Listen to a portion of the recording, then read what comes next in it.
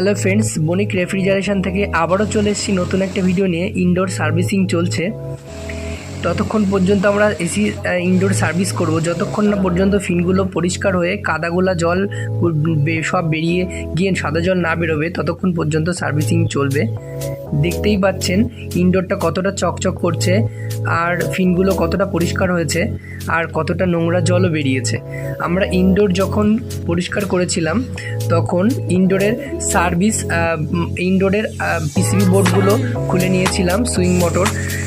সেমভাবে আউটডোরে PCB board, fan motor খুলে নিয়ে কম্প্রেসার ওইদিকে প্লাস্টিক দিয়ে সাপোর্ট দিয়ে দিয়েছি যাতে কোনো জল না যায়, ওয়্যারগুলোয় জল না যায়। আর পিসিবি বোর্ড খুলে নেওয়ার একটাই আমাদের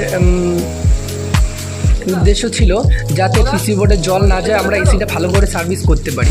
এইভাবে সার্ভিস করলে ভালো করে মানে জেট পাম্পে ভালোভাবে সার্ভিস করা যায়।